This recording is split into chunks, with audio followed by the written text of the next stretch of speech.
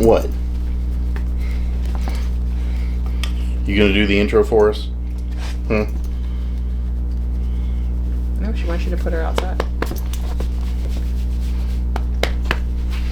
Go sit down. Alright. Greetings! Welcome to ChaoticBeagle Entertainment. I'm your host, Chaos. As always, thank you all for joining us today. I have Mrs. Chaos and Baby Chaos with us again, and we are doing the second trimester in our IVF journey videos here. Just kind of going through what we experienced, what we felt and thought during a lot of these processes. Video's been doing pretty well, so I do thank everybody for coming in, hanging out, and checking out the videos. If you do have any questions or anything, please feel free anytime to throw comments and questions below. We'd love to interact with you all, answer any questions or concerns, or if there's just something that you'd like to let us know, please throw it down below. But today's video, we are going to go over the second trimester of the pregnancy that we were going through with the help of the IVF. We were able to get pregnant in the first place, and then we went through quite a bit with IUIs, retrievals, transfers, first trimester, and now second trimester. So, I don't know, anything you want to start off with, or... Nope, second trimester, it's weird. It's like a fog is lifted gradually. So gradually I don't feel as tired. Gradually I'm starting to feel less hungover. The waves of nausea are less. It's just gradual. Yeah. I also went to Florida early on, so I think that also helped with a nice distraction. I still took lots of naps, but I started feeling better, and I actually ate food. Yeah, this... first trimester, basically, she was good up to a point, and then, maybe about 4 to 6 weeks, and then she was no longer able to eat anything, really. It was pizza rolls, mac and cheese, and ramen were all that she could really stomach to eat, and, And I think I was eating fruit early on, but that actually stopped around. Yeah, she was eating, pineapple and grapes and tomatoes and a lot of different stuff. Pickles you seem to do pretty well. Mm-hmm. A lot of different stuff that she could eat and not have a problem, and then it just kind of stopped. She just, if it wasn't pizza rolls, mac and cheese, or ramen of whatever kind, she just could not. No. She couldn't stand the smell of it, but she never really hit a point where she had bad vomiting or morning sickness or anything like that. I never did throw up. Yeah. Did have heartburn. She did get heartburn. She felt great. Appetite came back. With a vengeance. Yeah, all of a sudden I was hungry. Yes. So second trimester, she started gradually getting her appetite back. And when it hit hard. There was one point I remember she was like, what are we doing today for, lunch or dinner or whatever? And I was like, we can do whatever. And she's like, I want burgers. But not fast food. I want a burger. And I was like, okay. So we ended up going to Smash Burger and getting a burger and fry from the local Smash Burgers. And basically with Smash Burgers, anytime we had a doctor's appointment during that second trimester, we would save up, and that day we would go to Smash Burger. So we'd go and do our appointment, leave there, put in an order online, and go straight to Smash Burger, and then take it home, and then sit and eat and watch shows. So between the first trimester and second trimester, there was a 4-week gap in doctor's appointments. So again, didn't feel super pregnant, so I kept thinking during this gap, I guess this is over now. But now I'm sort of feeling better. I thought, well, my symptoms are pretty much gone. I probably am not pregnant anymore. And so I convinced myself that I was not pregnant. So I was trying to, I was hungry, but I thought, keep it under control. So when I went for my next appointment, I had only gained a pound. After losing weight in the first trimester, I was only up a pound. And lo and behold, there's still a kid in there. So we made the appointment for maternal fetal. Yeah. At that visit for the the anatomy scan, and then feel like I gave a urine sample, but it was pretty like non-eventful. And then we went and got burgers. And I think for a while I was able to keep my burgers to once a week. Yeah. And then burgers, and then I would grill up every day. Yeah, I would grill up like steak, and I would grill up like different meats, and she could just make like wraps or whatever she wanted to do. Still no chicken. Yeah, still couldn't hang with the chicken. Only eating beef. Yeah, and it was basically either steak or burgers, which was actually a good part of the whole process, being that she's eating those red meats because it gave her good iron levels. And the doctor's like, usually you see a drop in iron levels with some pregnancies. He's like, yours are staying. I had a drop. I didn't become anemic. Like it was a drop, but it wasn't. Yeah, you didn't drop into bad levels. You dropped, but you still stayed in the green. Yeah, I've never had issues with anemia. So my iron level is typically kind of high. Like, I think usually 13s, which is high for a female. Not like abnormal high, but on the higher end. And I think I dropped down to like 11. 11, yeah. So I kind of rode the line the rest of my pregnancy with iron. But all I wanted, cheeseburgers, steak. That's all I ate. I ate everything. Yeah. That's pretty much it. I started eating yogurt. And the heartburn was still atrocious. Yeah. This is when I started having Tums everywhere. There was car Tums, work Tums, locker Tums. There was Tums out here on the couch. There was Tums everywhere. It was bedside There was Tums here, in the dining room, in the bedroom, and in the front room. I think your car had Tums. My car had Tums. There were Tums everywhere. And nothing was working. Yeah, there was a bottle of Tums in every room and vehicle that we owned. But it still was not enough. Like, it was only lessening the heartburn issues. It was not removing them at all. Mm-mm. Not by any means. No. If I bent over, I had heartburn. If I tried to lay down, I had heartburn. It was constant. Yeah. But that was the only thing I could complain about in the second trimester. Everything else was fine. Yeah, everything else was good. Baby started moving a whole lot. Funny, I didn't feel her moving for a really long time, and so again, I'm convinced that I'm not pregnant. I also wasn't showing, so I'm still convinced I'm not pregnant. We went in for our 20-week ultrasound, and I think I could still get away with my regular pants. Yeah.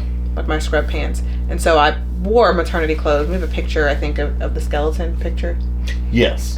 Yeah. So we have, like, I wore a maternity shirt, but I could still easily wear the pants I'm wearing right now, and with no problem whatsoever. Yeah. Didn't have a lot of issue with and I that. did not feel her moving. At the anatomy scan, she was moving a lot, and I still felt nothing. Yeah. And she was uncooperative at that scan. She was very uncooperative. The poor maternal fetal lady was having a time trying to get her face, because she was not. Her hand was here the whole time. Yeah. She would turn her head. She had her face like mashed in, and hand against her cheek. And She also measured 2 weeks ahead. Yes. Yeah, she measured ahead as per usual, as this baby was doing. Mm-hmm. Measured ahead pretty often. And I think she measured 22 weeks at 20 weeks. She was already a pound. Yeah. Yeah, some of their estimates were a little bit higher, but she was growing quick. She was making some leaps and bounds on growth in there. And again, then we left there and we got burgers. Yeah, we'd go and get some smash burgers and then go home and watch a movie or watch whatever shows we were watching. Yeah. I was able to work out at this time still, so I was, I normally like to go out and do stuff, and I was able to work out again. The garden was done, but I was able to do my videos in the living room. I was able to go to the park and walk. I think I walked up until the end. Yeah. And the park is pretty hilly. It's like a 3+ mile loop. Yeah, I think it's 3.2, 3.3, something like that. Like just barely over 3 miles. Yeah, and I was able to do that. I felt good again. Work was picking up. I was able to keep up with work again. So I say I didn't show, but I was having like body changes because I did go up like a bra size, I feel like every couple weeks in the second trimester. Like early on, there was a nurse I worked with who's like, I thought you were pregnant because all of a sudden they were out of control. And I was like, yeah, they did. They grew. But second trimester, they really kind of took off. And I was like up a bra size, I feel like every couple weeks. But the rest of me was not getting bigger. So again, it's easy to not feel pregnant because you don't feel anything. And now you have no symptoms. And you're not even showing. So. Yeah. Yeah, we had to make some little runs to like Macy's to get, bras and stuff just because of those changes were starting to take place. But nothing else. Yeah. Yeah.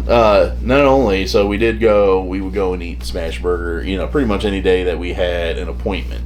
If it wasn't a day she had an appointment, what I'd do is I'd just make like homemade hamburger patties, just fry them in a pan or on the grill, and just throw those in the fridge so she could just take one with her to work. So we also do a lot of low carb wraps. The tortilla wraps, we do low carb tortilla wraps, so I would make sure that those are readily available. She can grab that, throw some lettuce on it, tomato if she wanted, grab a burger patty, and then she would be able to take that for lunch. We do Wendy's on the weekends. Yeah, we do Wendy's. Because I needed more burgers. Yeah, we do that. Sometimes she would go and grab like chicken tenders or different stuff from the cafeteria, but she would never finish any of that. It's weird because I like chicken. It smells good. I like it. I would order it. I would get it. I would sit down, open it up, and be like, I don't want this. Yeah. And I would either give it to them at work, or if the people who I usually gave it to weren't there, I would bring it home to you.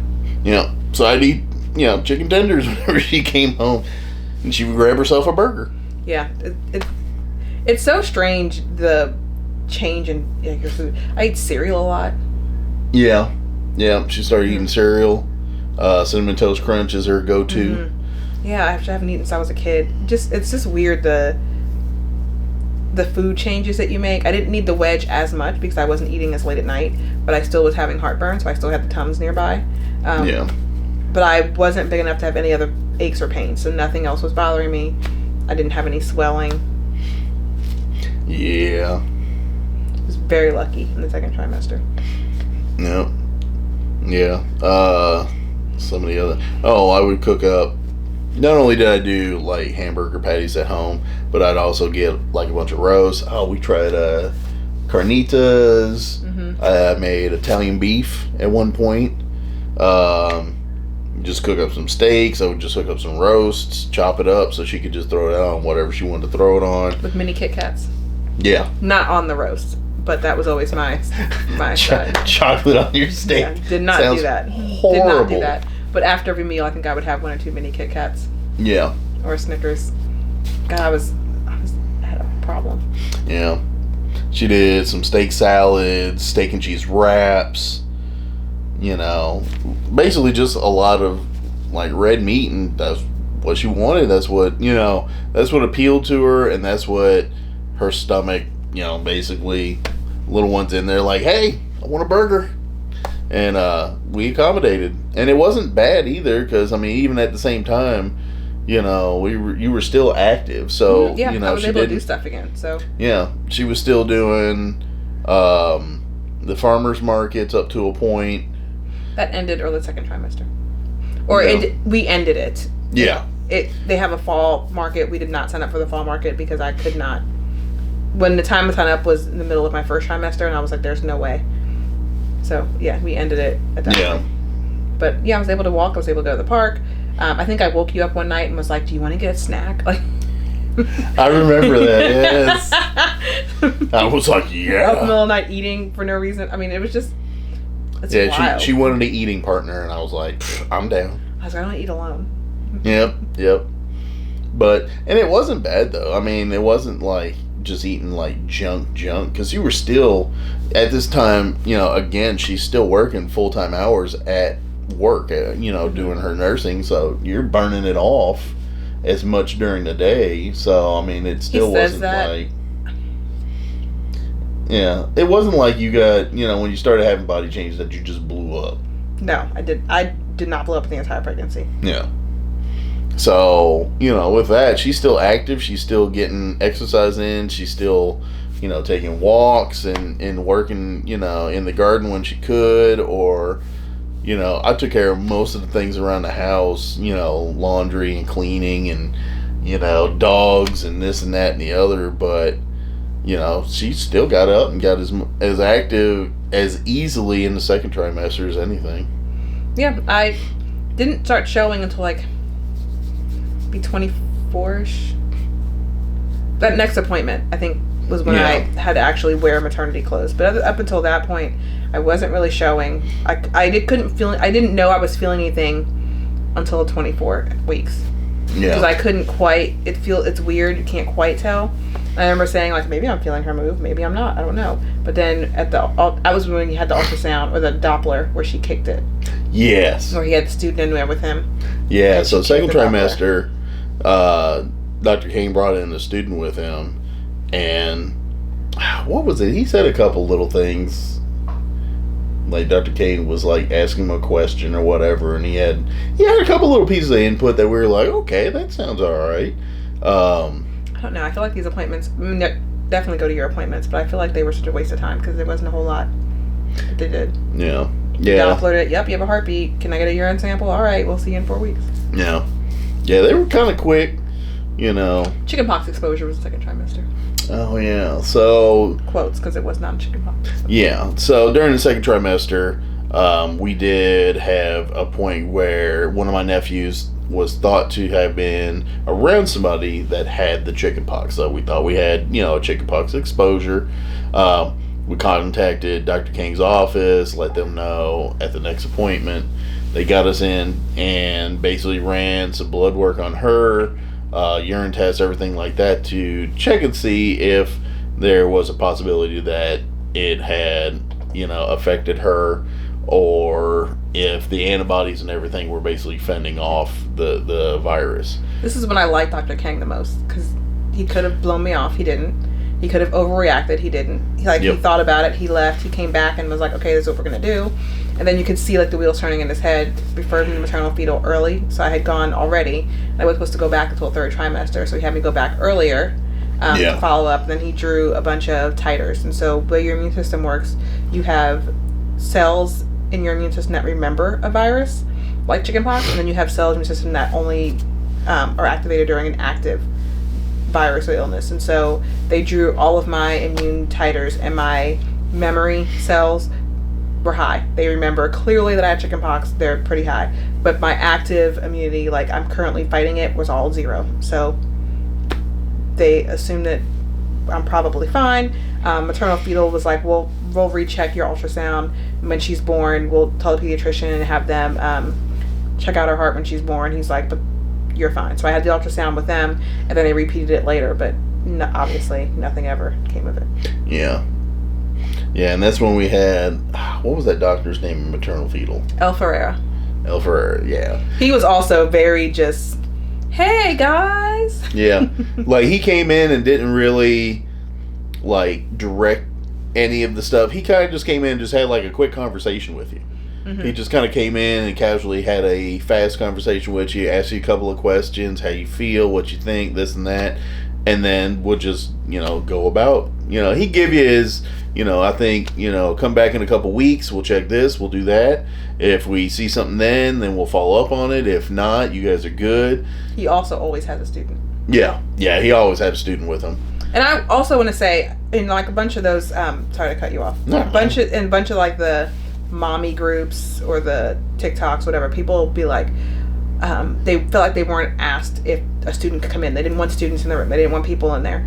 One of my jobs has been to teach. If you have an issue with a student, that is completely fine. You're right, and you can say no student. But when I'm saying that there's students in there, I don't want that to come off as like it being me being angry. I don't care. Yeah. I have no problem with students. I enjoy students. I think that when there's a student present, the person teaching usually goes in bigger depth, and usually more thorough because they're trying to teach the student. Yeah. So I know personally when I have a student with me, I can do an assessment pretty quick and talk to you at the same time. However, if I have a student here, I'm going to explain what I'm doing as I'm doing it. I'm going to be a little bit more intentional in making sure that they see every step and not just brush by it. And I feel like Dr. Alfera did the same thing. Yeah. He probably could have come in, talked really quick, and pieced out and been done. But because he always has a student, he also explains the process as he's going through it, which I appreciate because this is not my area of nursing at all. Yeah. And they let you make the decision. Any kind of medical professional at all. So getting those extra details and that extra understanding was nice. Yeah, so I don't want to keep saying he was a student and someone be like, oh, that sucks. No, It's honestly just a matter of fact he had a student. And this is a teaching hospital. The hospital system that we go to has multiple hospitals in that system, and there are 2 hospitals that deliver babies. But the hospital that we're at is considered kind of more of the high risk. And I chose to deliver there because of it being more of a high risk. I think I'm probably a little bit more high risk. The level 1 NICU is there, which is like the NICU of all NICUs. I wanted to be in the high risk area. So because of that, you're going to have more students coming in and out, and I was completely fine with it being a teaching hospital. And actually later on in our talks, I have students even up until me delivering this baby. I have no parts where I'm upset. I will welcome a student. If you ever see me and I'm in the hospital and you're a student, come on in and learn. However, I'm probably going to be asking you questions. Make sure you know your shit. Yep. Yeah, and honestly, it wasn't like any of the students came in and just were like awkward or weird or anything. They just kind of came in and just naturally, I'm gonna stand here and observe. And the doctors, being that it's Dr. Kang and El Ferreira, they're very personable. Yes. They're very easy to talk with. They're very easy to interact with. And with that in mind, like, again, it's one of those, we got the right doctors at all the right times. So with those 2 doctors, during those appointments and everything, they came in with students and it was fine. And they did check. They did, hey, I've got a student, if that's all right. Yeah, no, we were fine. And we were fine with it. And I really appreciated a lot of what those doctors did, that they just made it very easy and very comfortable to be able to go through this process and get the visits in, get checked out, whatever they were reviewing, all that kind of stuff. All of them said, do you have any concerns? Do you have any questions? Right off the bat. So we could get all your questions out and they can answer them as they went through. So yeah. So that way if they answered something and you wouldn't be asking again. Yeah, I had no complaints. No. Also, my blood pressure was great during this time. I have normal. I'm a normal, textbook normal in my vitals normally. My blood pressure actually on the low side my whole pregnancy, which I thought was weird. And then we were scheduled blood sugar levels were on the low. Yeah, we were scheduled for a blood sugar test early because I was having all these headaches. And they were coming around like mealtime, I guess. And so Dr. Kang thought maybe it was a blood sugar issue, and so he scheduled me earlier for my glucose test. I know people complain about the glucose test. I didn't think it was that bad. I think you came at... Did you meet me there? Yes. No, I got came there. From work. Yeah, you left from work, and I got there shortly after you had drank that. Yeah. The one. Everyone thing. complains about I would never have that much sugar at one time, or it was gross, or it tasted like a melted popsicle to me. It was not that bad. It was cold. She gave it to me in the fridge. I drank it in the lab. I went out. The only thing I would say was that you do kind of feel weird. As I was waiting, I kind of felt like, I don't know, not really nauseous, but not great. And then kind of jittery, but not great. She was flipping and turning and doing all the things after that visit. I think we couldn't get her on a Doppler because she had a full-on sugar rush. Yeah. But past that, with no problem, which I was surprised about with the PCOS, me being overweight. I think in my chart it actually is like an overweight pregnancy. Yeah. Maternal obesity or something like that. So I'm old. I assume that my A1C was like 5.7, so I'm assuming that I'm going to be a diabetic, and no. Yeah, no. It worked out quite nicely, with the Ovazitol and all the foods and everything. Magnesium, walking. I was walking during my shift. Yeah. As much as I could, so we had a break. You I would call me when walk. you were on your break, just walking around the building. The nice part about endoscopy, which does not happen in other areas of nursing, is that we get breaks. And they're like breaks. So I got to have a 10-minute break where I can go for a walk and come back, whereas working the floor at the time, if anyone works in healthcare, there's no like going for a walk on your break unless you're going down the cafeteria to get your food and come back up to eat and go. So that was nice. I got breaks to go for walks. And yeah, but second trimester was beautiful. Thanksgiving was during that time. I got to eat. I had heartburn. Oh, I had horrible heartburn that night. But no regrets. Sweet potatoes, macaroni and cheese, carbs I'm not typically eating much anymore. Yeah. And I think we had that here. Yeah. So we had it here.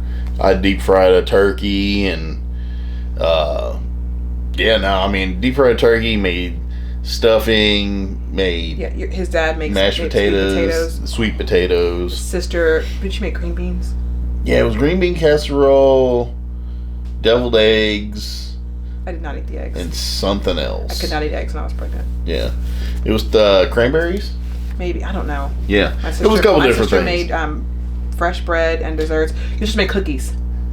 Yes. Cookies. Yep. My sister made a brownie roll, bourbon brownie dessert thing.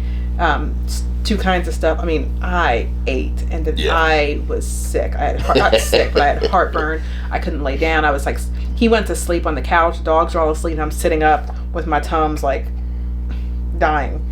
Yeah. But it was a good time. Yeah, but I felt fine. I had my doctor's appointment after that. Yeah. I think second trimester. Yeah, because it was that Monday.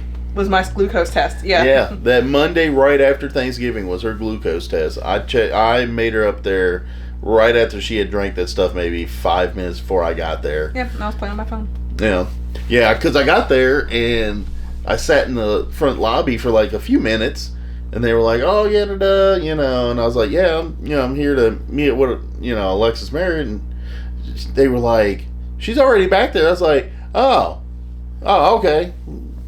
So they were like, "Oh, just follow me." So I followed them back. That office is also, they're good. Yeah. Basically, and now that office is merged together into one whole floor.